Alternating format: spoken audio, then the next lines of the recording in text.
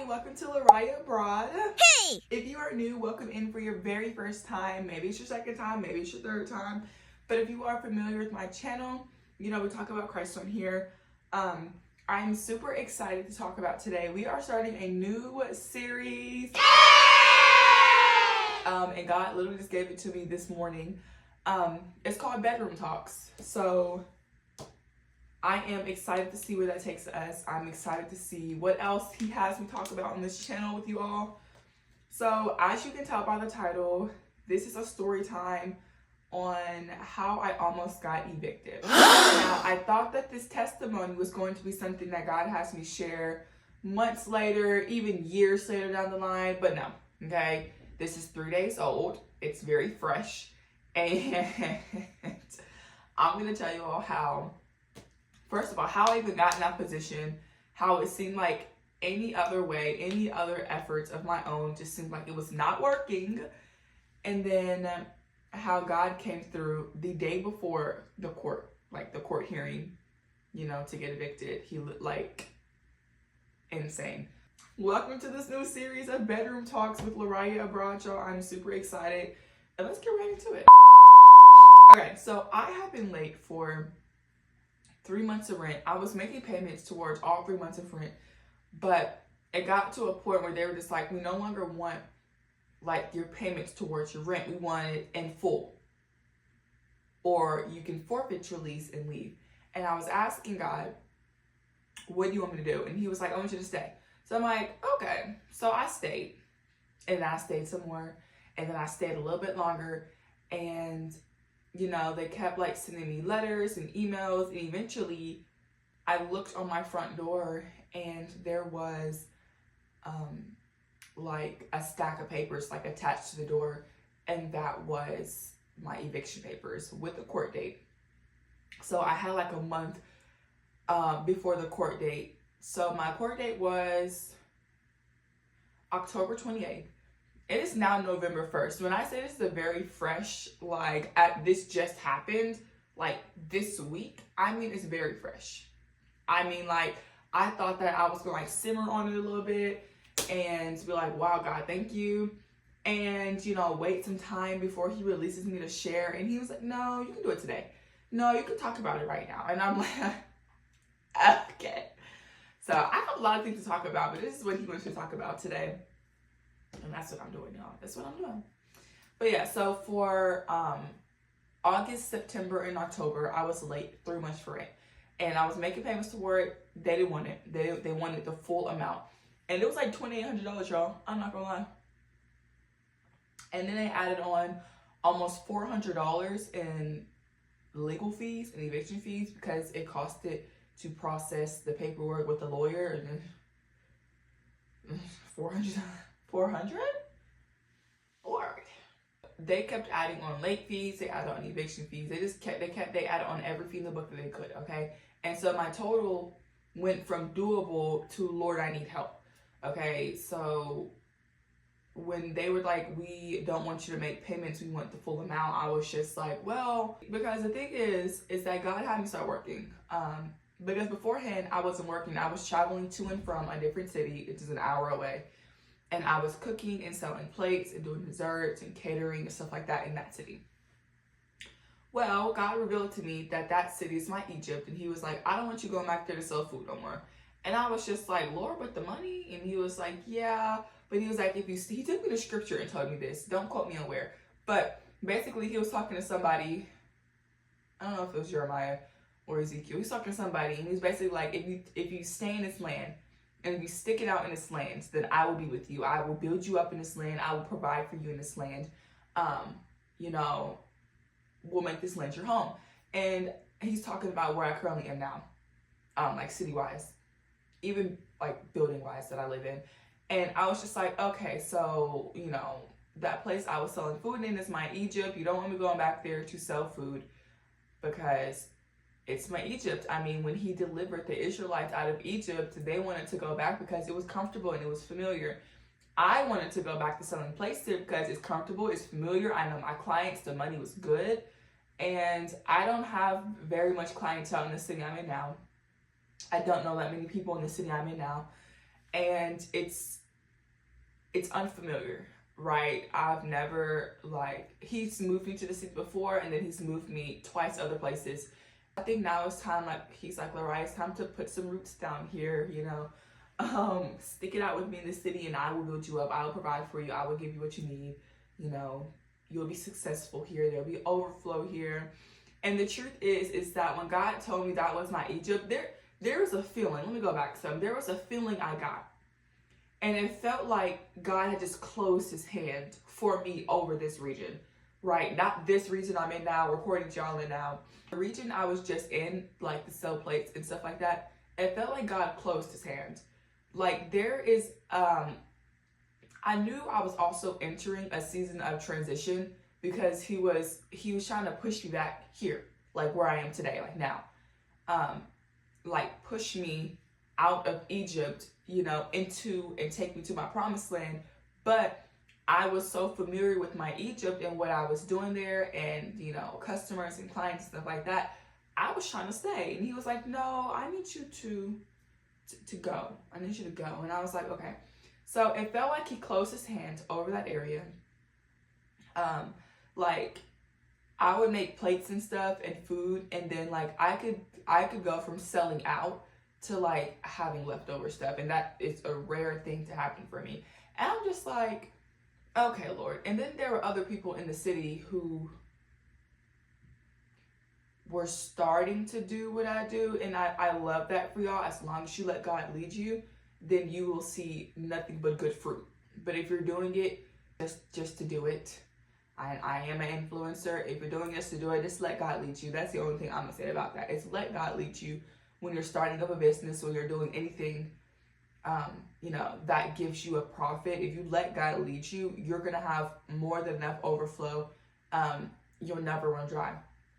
But for me personally, I felt God's hand closing up over there because like you can keep working over here. You can keep working and struggling to like sell out and stuff like that. But this is not where I want you. Like his grace lifted. And so I knew when I started feeling like that, like, Lord, it feels like you closed your hand because what once was no more. And so that's when he started talking to me like, you're in a season of transition. I need you to go back home, you know? And it had gotten to the point where I was just like, I started applying for jobs, and I felt like God told me you'll never work for nobody again. So when I was applying for jobs, I had to really sit and evaluate, like, Lord, did you really tell me that? And am I applying to jobs out of fear that you won't provide for me? Out of fear that I need to provide for myself because I don't know if you're going to provide and bless me, like just for me, to help me out. So I applied to this, the same company I used to work for in a different city. And I applied for it here. It was a very quick process. Like, I really feel like when God leads you somewhere and he wants you somewhere, it's a very quick process. That much I can say. From the time that I applied to the time that they emailed me back to the time that I had my first interview, like the same day I had my interview, 5 minutes later, I received an acceptance letter and an offer letter with how much they were paying me hourly. I have like hourly, like working for another position, have never made so much money that I'm making now. And this is how I know it was from God. Because when he closed up his hand in one place, he opened his hand in another. And I see why he has me where I'm at now. I promise we'll get into the eviction part, y'all, but this ties into it. So, he closed his hand up in one area, but he opened it. The job is down the street from my house, okay? It's walking distance. I don't have to use gas. I don't have to pay for parking. I walk, okay? It's 5 minutes away. Perfect. And it's in my field. I'm in culinary. I'm a sous chef, y'all. So I love my job. I oversee the food production in the kitchen. And there's multiple kitchens in this building. Like, I love my job. And I make a lot of money doing it, okay? A lot. I already knew I was in a season of transition, right? Because he was pushing me to, you know, if you're gonna have me start working here, you're pushing me. When it's like, I was just really uncomfortable. I was just really uncomfortable, and I knew that feeling was like, I don't know how to describe the feeling. It was just uncomfortable. like it didn't feel like I was moving me. It felt like God was moving me. Like he was trying to push me and urge me and unction me to go this way, go that way, to apply for this, do that. And that's how I knew, oh, I'm in a season of transition, because it's not me. It's you pushing me towards these things. And there is a difference when you're trying to do something in your own power versus God is the one behind it, trying to push you into purpose. So I will say the job I'm at now is an assignment, and I see it. Like the first week I was there, I was like, ooh, honey, this is an assignment. But yeah, I'm grateful to be there. I have some pretty cool coworkers, so yeah. So 3 months behind, I just started working. I wasn't going to be able to get my paycheck until like 3 weeks after the fact, because like the first week I came in like the middle of the pay period, and then I wasn't going to receive nothing. It was going to tie into the other check. So you know how long it takes before you get paid when starting a job. It takes time. And so the office building asked me, like, are you going to forfeit and move out, or are you going to pay your lease off? I told them I was going to pay it off in full. Okay. So time goes by, I'm still like a few weeks away from, the eviction court date. And, I'm talking to God. I'm declaring and decreeing, that the devourer will be sent back to hell, stumbling on his throat, twisting it every which way but loose. And just, I'm just sending fiery darts to the pits of hell for messing with me. Y'all have no more times. Okay, I've had enough.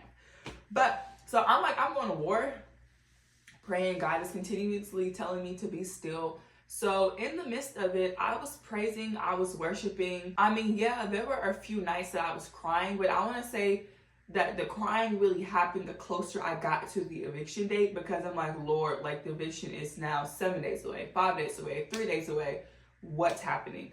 So, my mom was offering advice, and I'm listening to her advice, but it just doesn't feel like that's what God wants me to do. So when I'm telling her, like, yeah, that sounds good, but that's not what I feel led to do, she's like, well, you can't really be picky, like, yada, yada, yada. And I'm just like, okay.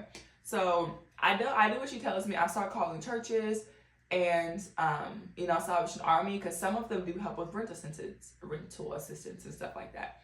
So I was making phone calls, but how they do it, at least down here in this state and in this place, is they do it by zip code. So like if your house is not in the church's zip code, they won't help you. And I kept getting a lot of no's because I wasn't in their zip code. And the ones that zip code I was in, they had no funds. And so I did it. I made the phone calls. I told God, I was like, Lord, like I'm trying. Like I'm going to work. I'm working. I'm spending the time. I'm praising and worship. I'm still doing everything. Like I just don't feel like there's anything else I can do. And so I told my mom that, and I was like, you're suggesting things and getting on my back as if I'm not doing it, but I don't think you're understanding that's not what God is telling you to do. And I was telling her this, and I'm just like, okay. So, regardless, I did it, and it didn't work out. And I knew it wasn't going to work out, because I knew that's what God was not calling me to do that. So, after I explained that to her, the church she attends, I think she talks to like the pastor or like the bishop or something, and they help with rental assistance. They help up to like a certain amount. And so they were able to help me with rental assistance. And then on the flip side of that, they took up donations for me. People like who didn't even attend that church, somebody in the church like went to like one of his groups and took up offerings for me there. My mom even, she went and asked friends and family and raised $1,400. Like, mind y'all, I had a $2,800 balance. And so my mom raised $1,400, the church raised $600, and then I had the remaining $800. So that was the $2,800 that I needed to pay my rent. And I was talking to her the days, like a couple of days leading up to the 28th, which October 28th, which was the date set for eviction. And I was on the phone with her, and we were just talking, and she was just like, I raised some money. I don't know how much the church has just yet. And so we talked, and the next day was 2 days before the court date. So I was telling her, like, you know, tomorrow a payment has to be made because the court date was set for 9:30, but the office didn't open till 10. And so, and we even talked to them the day before, and they were just like if you're staying, we need the money today, which was the day before court, the 27th. And we're just like, okay. So once we got the total and we was like, oh, this is the exact amount, like it was quite literally paid in full. To be real with y'all, like I tell God, I'm like, Lord, you moved me here for a reason. You gave me the room, like you gave me the dream that I was moving here. Like I'm here, and now I'm going through a process of eviction. I said, first of all, Lord, I'm too young. I'm 21 years old. I should not have an eviction on my background. Like that is not, that's,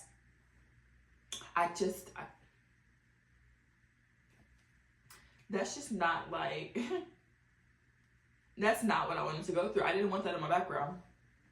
And I was being honest with him. And I think that sometimes that, yeah, God knows our thoughts and our hearts, but he also wants to hear you say it. Like, because for me to sit there and keep in everything I was feeling, not to mention I was being attacked. Like, literally attacked in my sleep, attacked in my waking life. Like, I was just filled with, like, anxiety and fear. And it wasn't even from the eviction. But it was just like, I was just like, it was so much going on. Like, during the whole process, I didn't receive deliverance. Like, it was a lot, y'all. The day before court, which was 27th,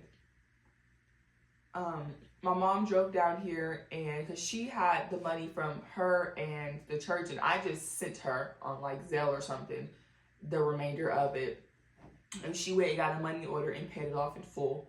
And I was just like, okay, like I don't have to be evicted. And I think that I can't tell you why God, like a lot of the times, at least for me, it gets really close to the date. In this case, the day before, and then he'll come through. So, and the day before was so hectic because I was just like, well, I can leave and stay with my mom because I gotten approved for another apartment complex. So I was just going to stay with my mom for like a week or two and then move in there. But I didn't want to have to drive an hour to work and an hour from work. That is, what is that? 2, 4, 6, 8, 10. That's 10 hours in driving a week, like just to get to and from work. And then I work 9 and 10 hour shifts. So I was going to be exhausted. It wasn't ideal. Another option was for me to move in with my friend who lives down the street, and then like my stuff would be in storage in a whole different city. It was a lot going on. And so right before my mom went to go pay the money order, we was on the phone talking, and I just like, because I had been double-minded for like the past couple of days just leading up to it, because I'm like, Lord, what do I do? I'm asking you, what do I do? I don't hear nothing from you. I'm asking you and seeking you. I'm praying. I'm writing to you. I'm like, and I hear nothing. I hear no direction. And I'm like, Lord, any other time you want to be quiet, okay, cool. But when I really need you, when I need you to talk, when I need you to speak, when I need direction, because I don't want to make a decision and it's the wrong decision. I don't want to, do something outside of your will. And that was my prayer to him. I'm like, Lord, I don't want to move and then that be outside of your will. I don't want to stay and that be outside of your will. I need something. I need to hear from you. I was waiting on dreams. I was waiting on something. And they never came. Yeah, they didn't come. I was waiting for something, and I got nothing. And so when I was on the phone with my mom, just a few moments before she went and delivered that check, it was like a boldness came over me.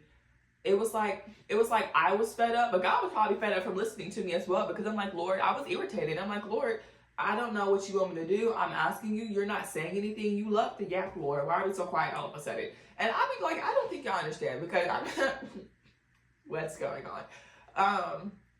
But yeah, so like a boldness came over me, and it was really like I was fed up, but like I can really only say in that moment, it felt like God just touched me.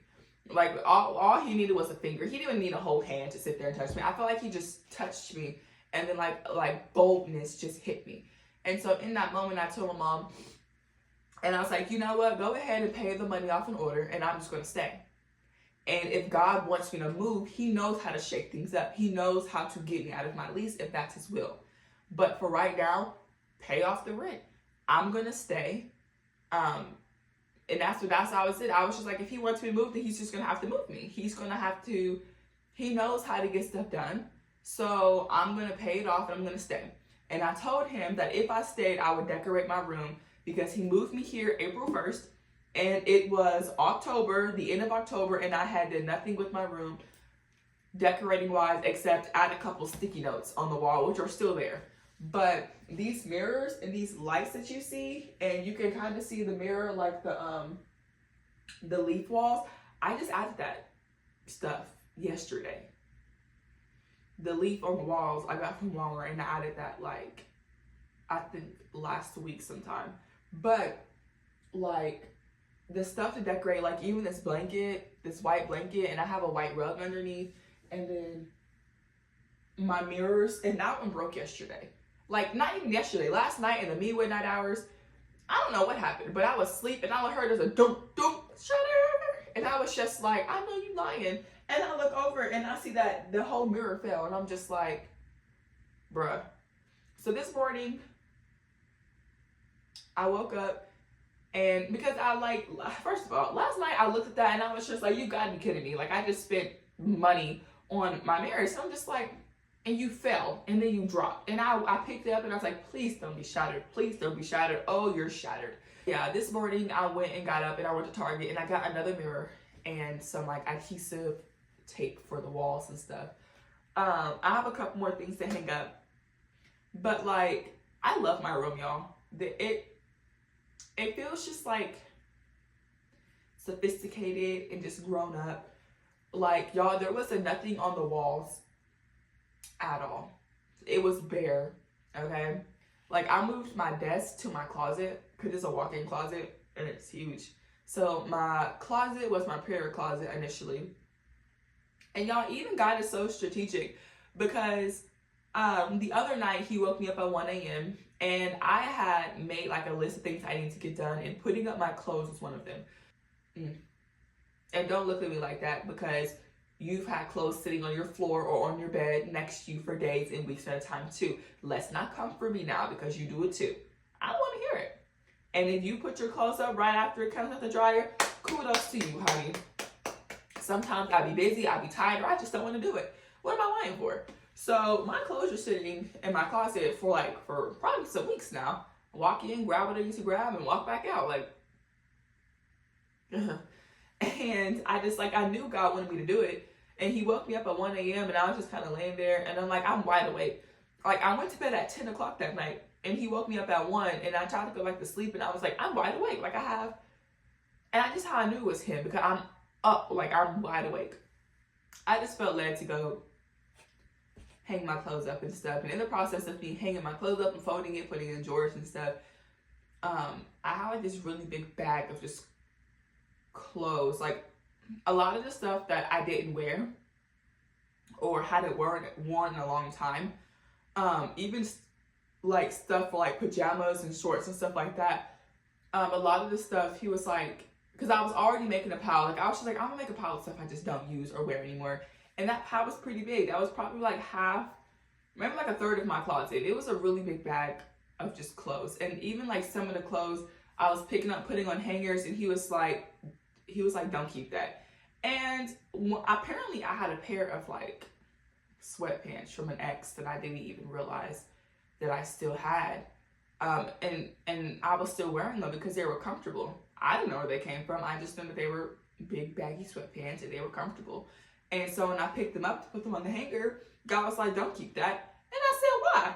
This is a real conversation, y'all. I picked up it, put it on the hanger. He said, don't keep that. I looked up and I said, why? And then I asked him, well, whose is it? And he told me, and I was like, oh, that makes sense. So yeah, I decluttered my closet. I took out a lot of clothes and stuff, which made sense, y'all, because I think I just moved my room around yesterday. But so the day before yesterday was when I did my closet, and then Yesterday, I moved my room around. Like, my bed was not right here. Okay, none of this stuff was here. This stuff came yesterday. Washed it, cleansed it, yeah. So, the day before when I was cleaning out my closet and getting rid of clothes, it was so I could move all my clothes and pants and jackets and stuff to one side. And then I have like a top and bottom. And then on this wall, more hangers, like more stuff to hang up or whatever. Like, he had me declutter because I moved my desk in there. And I moved my beanbag chair, like my prayer closet, on the same side. And then I stacked my dressers on top of each other. And I didn't know that it was going to be because he knew I was moving my room around. And this is why I love God, because he thinks about things that we don't. All I told him was that, God, if I say I'm decorating my room. I mean, the only reason I didn't decorate my room, it's been months, is because every time he moves me somewhere, I feel like I'm there for a short period of time and then he moves me again. So out of like fear of moving, I didn't decorate it so that it'll be easier for me to not grow attached to a place. But that I can pack easily. I can just take stuff and throw it in boxes and not have to take down decorations and make it feel like my own. And now I like truly enjoy the comfort of my room because it's my own. And God was already thinking about this stuff way beforehand. Because there was no way that with how my room is moved around now, that like a desk and my TV stand and my TV, I even took the nightstand out. It's out in the living room, y'all. Like, there was just no way this stuff was going to fit. And he is so considerate because now my closet is now my office. Like, my office and prayer room, which all office related like work is ministry work anyway. So I was fine with moving it to my prayer closet because it's ministry work anyways. But I do just want to, end off by saying that if God did it for me, he would do it for you and much more. Okay, I faced eviction. I still have the paperwork for it. I'm gonna go burn it. It's gonna go burn is what I'm gonna do with it. But I faced eviction. The court date was drawn up. The lawyers were there. Like, I was 3 months behind on rent. By myself, I couldn't have done it. Okay, and another thing I want to say really quickly is that I didn't see God moving, but he was moving behind the scenes, right? Like, the whole time, because I heard my mom said, she's like, I'm gonna ask, some friends and family members to help you out. And I was like, okay.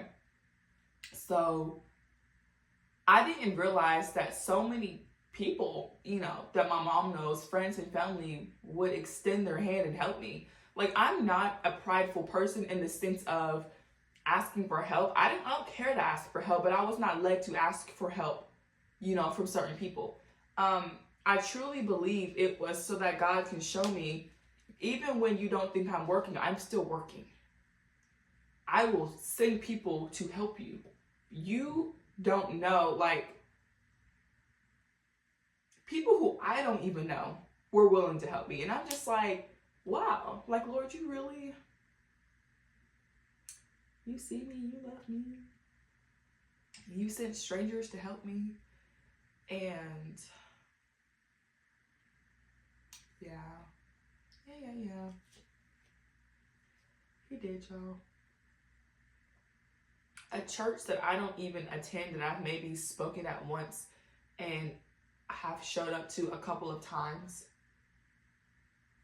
raised up an offering to help me and then donated money to help me. My mom has connections, and like the brother at the church has connections too. So like the fact that all these people came together and they were led to help me, I just like, God will use anybody to help you, okay? You don't have to know them. He will send people into your life or into the lives of others to help you, okay? And it was an offering. It wasn't like I have to pay in the back. I said thank you. However, I don't know even half the people. I just told the 2 main people who helped, can you please send a branch out? Now I said thank you. I'll write cards or something, but yeah. But God got the glory in all of that. I will say that. He definitely came through. And I just want to encourage you that if I was facing eviction and I was going to be not living here anymore, that if you're facing eviction, and even if you're facing anything in life, and it's like it's crunch time, like the days are getting closer and closer and closer, our God is still an on-time God. Okay, I may not always agree with his timing, because the day before for me was cutting it. Lord, you were this close. The day before for me was cutting it, and yeah, but he still came through. His timing is perfect. Regardless, it still got solved and stuff. So, if I could go back and change anything, I would probably try to find a way to pray against being double-minded, because I was just grumpy like the whole week leading, that whole like last week leading up to the eviction. I was just grumpy. I was irritated. I had an attitude. I was just like, Lord, like I was talking to him, but I was like I was just very grumpy at the Lord. Okay, I was not happy. I was frustrated and irritated, and I was just like, now is not the time for you to sit here and say nothing, Lord. So if that was a test, I don't know if I passed or not, but you know, it wasn't hard to pray, because at this point, I don't know what to pray. I prayed everything, Lord. I want to say I did go to church still, so I don't know I think at a certain point it got hard for me to praise, because I hardened my heart. Like, when God wanted me to surrender and just like, even if I have no words, I had tears, okay? He wanted me to surrender and just give him that. And I hardened my heart so much in that time frame where I was just like, I'm not giving you anything. I don't want to keep crying over something that I have no control over. I'm asking for help. I don't see you helping. So I hardened my heart. I was also, like I said, being attacked physically and spiritually, in my sleep and in my waking life. So I was going through a lot on top of what I was already going through. And I was just so tired and fed up, because if it wasn't me asking for help with the eviction, it was me asking for help with healing and deliverance, because I was going through something and like physically being attacked that I just did not know what else to do. It was scary for me. So I just want to say that, yeah, that is my I almost got evicted story time. And that God can do it for you too. Okay, so whether you're facing eviction or homelessness, or, you know, just whatever you're going through in your life, God will come through for you. Okay, he sees you, he hears you, you are loved, you are cared for, and even if you don't know where your help is coming from, trust that he has people to come and help you. I didn't know where my help was coming from, and he still sent people to come and help me. So, thank you all so much for watching. This story time is still very fresh. I'm still probably going to receive revelation sometime down the line for it. But I do hope that whoever this is for, that it helps somebody. I'm also going to show you my mirror at the end of this video, because during this whole like eviction thing, like I put on my black paint and I went to war in the spirit. And I started writing down stuff on sticky notes and putting it in my bathroom mirror, because I see that every day.